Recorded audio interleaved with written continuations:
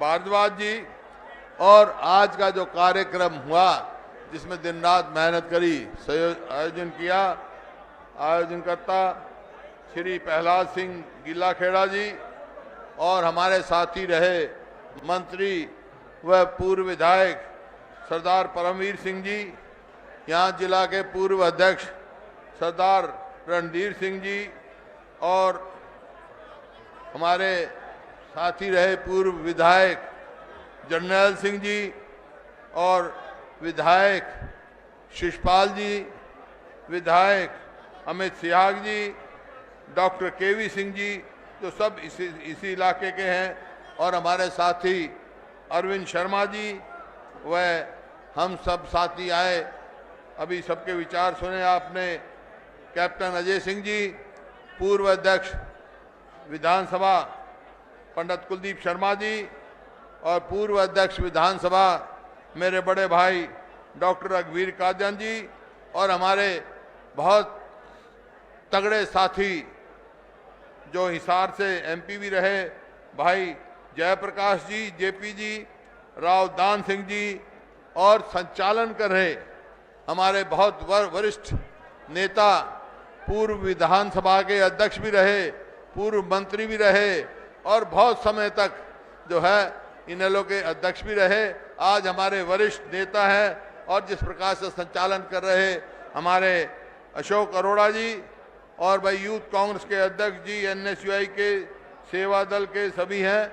और जो ये आज ये पंडाल है, रात को आंधी आ गई थी, रातों रात जो युवाओं ने फिर से तैयार किया, आनंद की उसमें देख रेख में मैं उन युवाओं को भी बधाई देता हूं जिन्होंने इतनी मेहनत करी।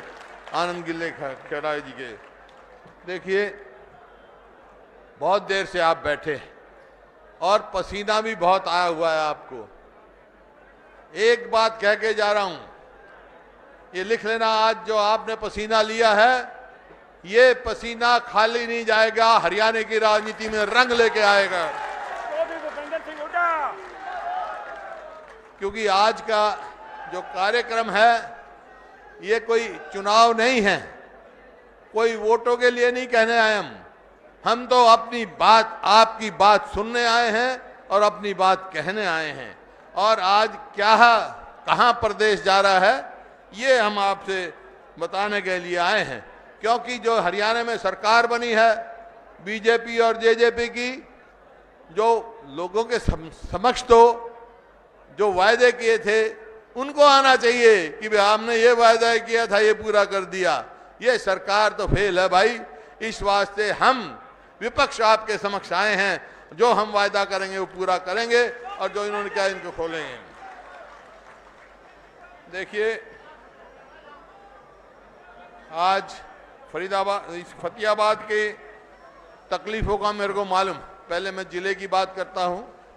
आज यह जिला विकास में, शिक्षा में और रोजगार में पिछड़ गया, पिछड़ा हुआ है। आज जो रोजगार मिलना चाहिए था, जो इस जिले को न्यूक्लियर प्लांट गोरखपुर में दिया था, वो एक अलग शहर बनता, हजारों लोगों को वहां पे रोजगार मिलता, लेकिन सरकार कछुए की चाल चल रही है।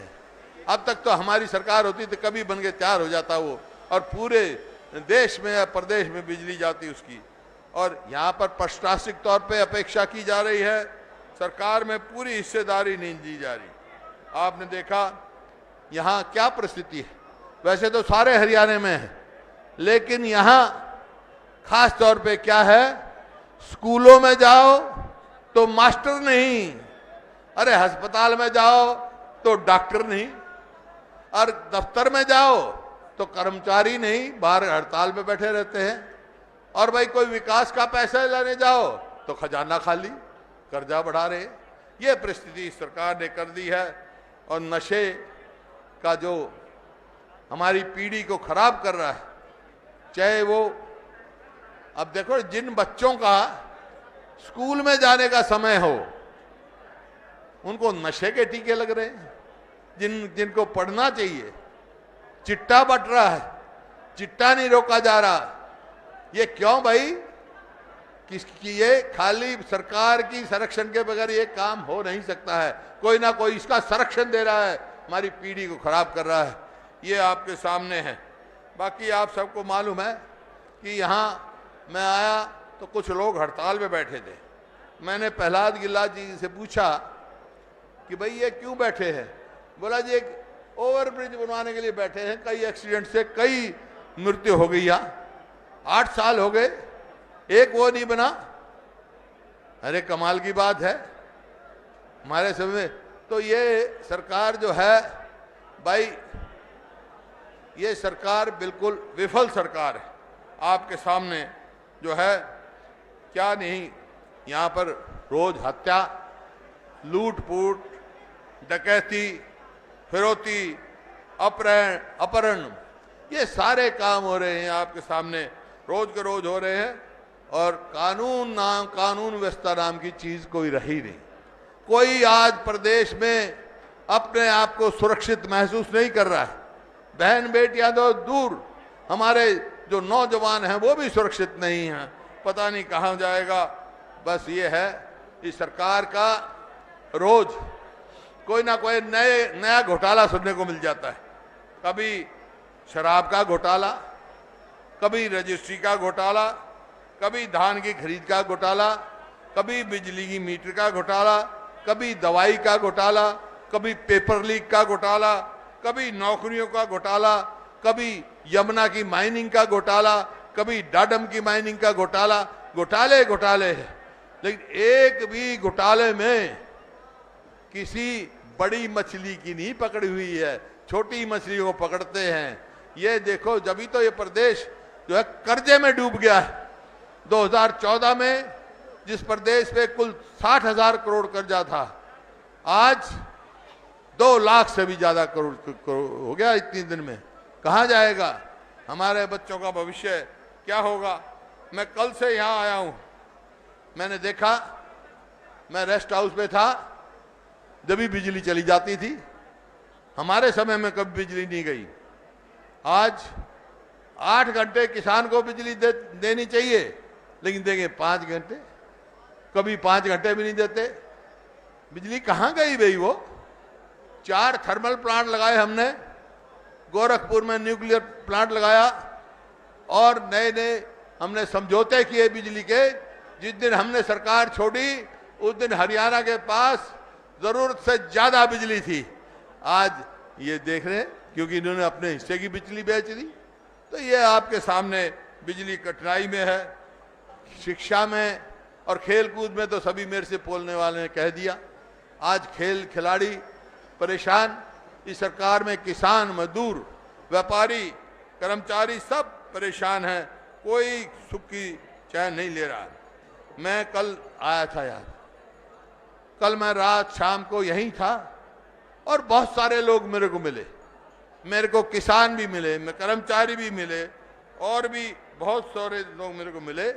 ये देखो सारे जो रिप्रेजेंटेशन लिख के दे के गए वो सारे मेरे को मिले। तो खास तौर पे मैं किसानों से शुरू करना चाहता हूं। किसानों की मांग थी, एक तो फसल का खराबा हुआ, उसका मुआवजा पूरा नहीं मिला। जो बेमौसमी की वजह से कम फसल हुई, कम दाने हुए, तो 500 रुपए क्विंटल जो है इन्होंने बोनस मांगने का काम किया। बोनस मांग रहे थे, मेरी भी बहुत दिनों से मांग है। दूसरी उनकी ये थी कि एमएसपी पे कानूनी गारंटी दी जाए, क्योंकि एमएसपी भी किसान को नहीं मिलती। किसान के ऊपर जो दर्ज किए हुए मुकदमे हैं वो वापस लिए जाए, और जो किसान अपने जान कुर्बान कर चुके 1 साल तक, वहां उन किसानों को मुआवजा दिया जाए, एक एक नौकरी दी जाए उनके घर में। ये मांगे हैं। अब अलग अलग कर्मचारी भी मिले मेरे को। कर्मचारी मिले आपके, एक तो कोविड के समय में, मतलब ये सरकार नौकरी देने का काम नहीं कर रही, निकालने का काम करें। कोविड के समय में 2200 कर्मचारी लगाए थे और 2 साल उनसे काम लेके थोड़े दिन पहले छुट्टी कर दी और कहा फिर देंगे, लेकिन कोई नहीं। इसी प्रकार से 1900 पीटीआई जो मुख्यमंत्री का भी वायदा था कि हम लगाएंगे 1.5 साल पहले, वो कोई नहीं, सब ऐसे ही है। इसी तरह आंगनबाड़ी वर्कर और वो कर्मचारियों का आपने देखा, फिर पुलिस के कर्मचारी वो कह रहे हैं जी हमारे को वो मिलता था बस का भाड़ा, स्टेट से बाहर कभी दिल्ली जाना पड़ता, कभी पंजाब में जाना पड़ता, वो भी काट लिया गया। तो भाई किसका क्या भला किया इसने? इस सरकार ने किसी का भला करने का काम नहीं किया। तो हम क्या करेंगे ये बताना चाहता हूं कि समय आपका बहुत हो गया। मैं किसान की बात करना चाहता हूं। पहले किसान, इनका वायदा था कि 2022 तक किसान की आमदनी दुगनी करेंगे। हुई भाई दुगनी? खर्चा तो दुगना तिगना हो गया कि नहीं? हमारे समय में डीजल पूरे देश में सबसे सस्ता मिलता था, ना पेस्टिसाइड पे कोई टैक्स था, ना ट्रैक्टर पार्ट्स पे था, ना खाद पे था। अब हर चीज पे जीएसटी लग गया। हमारा उदयपुर में हुआ था, सोनिया जी ने मेरे जुम्मे लगाया, पार्टी ने किसान के क्या करना चाहिए, हमने वह पास कर दिया। हमारी सरकार आएगी तो ना खाद पर, ना ट्रैक्टर पार्ट पर, ना पेस्टिसाइड्स पर कोई जीएसटी नहीं होगा, ताकि लागत सस्ती हो। और जो दिल्ली में भी मांग थी, कल भी किसानों ने मांग की, जो एमएसपी होगी उसको कानूनी गारंटी दी जाएगी, लीगल गारंटी दी जाएगी, तो कोई कर ना सके। और एमएसपी किस बात पे, कैसे नापी जाएगी, कैसे फैसला किया जाएगा? वो C2 प्लस 50% मुनाफा जो स्वामीनाथन ने कहा था, हमारी कमेटी ने दिया था, उस पर आकर जाएगी एमएसपी, सबको दी जाएगी। आपको इसी प्रकार से जो फसल बीमा है, आप सब उससे पीड़ित हैं। फसल बीमा जो है, इसमें क्या है, प्राइवेट कंपनियां आ गई। पिछले कुछ साल में कंपनियों ने 34,000 करोड़ मुनाफा कमाया है, किसान को कुछ फायदा नहीं हुआ। अगर हमारी सरकार आएगी तो भाई फसल बीमा की हम शक्ल बदलेंगे, और प्राइवेट कंपनी नहीं, सरकारी कंपनियां होंगी जो नो प्रॉफिट नो लॉस पे करे जैसे, और एक अलग से वो बनेगा, ताकि जिस तरह LIC है, भाई ठहर जाइए डोला ले, 1 मिनट रुक जाओ, जिस तरह LIC है, इस प्रकार से फसल बीमा योजना भी पब्लिक सेक्टर में होगी, सरकारी क्षेत्र में होगी। ये आपने फिर जैसे मैंने कहा कि किसान आज दुगनी आमदनी तो नहीं करी इन्होंने, लेकिन भारत के किसान पर कर्जा दुगना कर दिया। 2014 में पूरे देश के किसान पर 8 लाख करोड़ कर्जा था, और आज जब देश आजाद हुआ, जब से लेकर 14 तक, और आज 14 से आज तक कितना हो गया, 16 लाख करोड़ कर्जा हो गया। तो अगर कांग्रेस की सरकार आएगी, हमारी सरकार आएगी, तो भाई कर्जे के लिए एक कमीशन बनाया जाएगा, ताकि वो उस पर निपटारा हो, बातचीत से हो। और जिस प्रकार इंडस्ट्री का होता है सेटलमेंट, समझौता, उसी प्रकार से होगा। और किसी भी किसान की जमीन नीलाम नहीं होगी, किसी भी किसान पर मुकदमा नहीं चलेगा, और तरीके हैं ये है।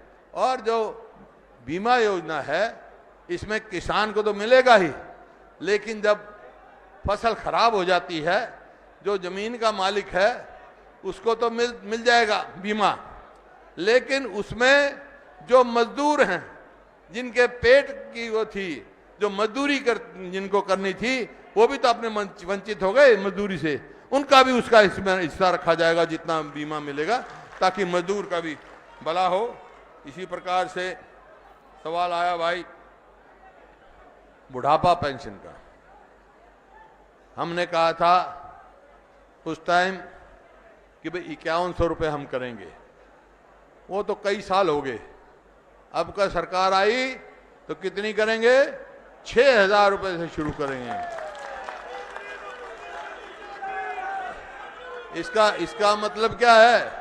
इसका मतलब है आजकल जो है ना 200 के नोट चल रहे हैं ना, 200 का, रोज एक 200 का नोट किसान को मिले, ताकि बुजुर्ग को मिले, ताकि वो अपने सुख से रोटी खा सके, अपने सम्मान से रोटी खा सके।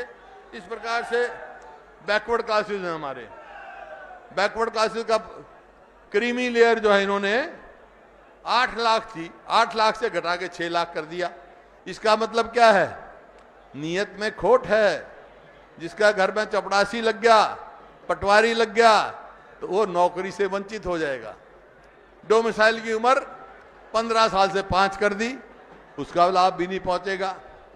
तो भाई हम ऐसा काम करेंगे, हमारी सरकार आई तो क्रीमी लेयर की लिमिट 6 लाख नहीं 10 लाख करेंगे और उसमें तनख्वाह नहीं जुड़ेगी। और उसको जानने के लिए सर्वे करवाया जाएगा। जनगणना जाति के आधार पर करें ताकि जिसका जो हक हो वो उसको हक मिल सके। तो इस प्रकार से है और बहुत सारी बातें हैं। बाकी सारी तफसील में आपने सारी बात करी। भाई फतियाबाद की, जैसे मैंने कहा, मैं आज सैर कर रहा था सवेरे, ये कॉलोनी है, मैं नाम भूल गया उसका, बहुत अच्छे मकान बनाए हुए हैं। तो एक आदमी आया, बोला जी आप नहर के पानी का इंतजाम कर गए थे, काफी जगह आया है, लेकिन इसमें अब तक पानी नहीं आया, पीने का पानी नहीं। अरे जो सरकार पीने का पानी नहीं दे सकती वो किसका क्या करेगी? इस प्रकार से फतियाबाद की सड़कें देखो, फतियाबाद में कोई विकास चीज का नाम नहीं। क्यों? क्योंकि सरकार कर्जा ही लेती है। तो भाई एक बात मैं कह सकता हूं, आज आपकी ये भीड़ देखकर ये अब रुकने वाली नहीं है। यहाँ की आवाज उठी हुई पूरे हरियाणा में जाएगी, राजनीति के रंग लेके आएगी। भाई फतियाबाद ने जो मान सम्मान दिया है, जो हमारा हौसला बढ़ाया है, भाई इसको फतियाबाद को हम सवाया करके देंगे।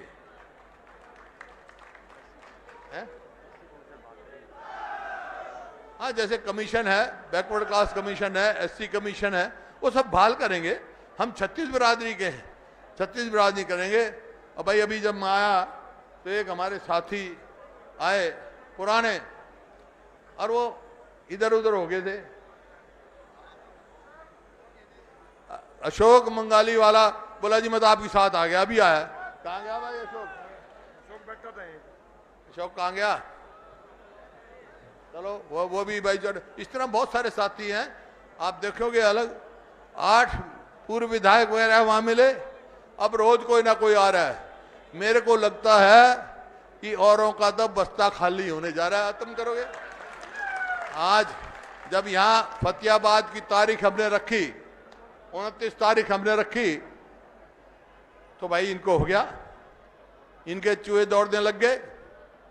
एक ने सिरसा में रख दी, एक ने ये रख दी अपना टोहाना में रख दी, एक ने कुरुक्षेत्र रख दी। खैर टोहाना वाला तो पहले कैंसिल कर गया।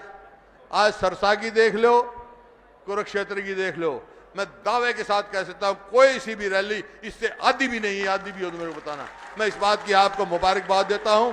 ये साफ एक दर्शाता है, लोगों की 36 बिरादरी की एक मंशा दर्शाता है कि आने वाला समय लोगों ने मन बना लिया है, कांग्रेस पार्टी के साथ रहेंगे, मौजूदा नेता के साथ रहेंगे। और भाई हम संघर्ष शुरू कर रहे हैं, हमारे संघर्ष का साथ दोगे? हाथ खड़े करके बता दे दोगे तो भाई कोई रोकने वाला नहीं है आपको। बहुत बहुत धन्यवाद।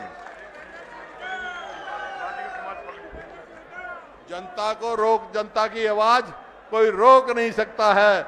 जनता की आवाज आज फतियाबाद से ललकार दे चुकी है। हुड्डा साहब को बाजीगर समाज की तरफ से पगड़ी भेंट के स्वागत किया जा रहा है।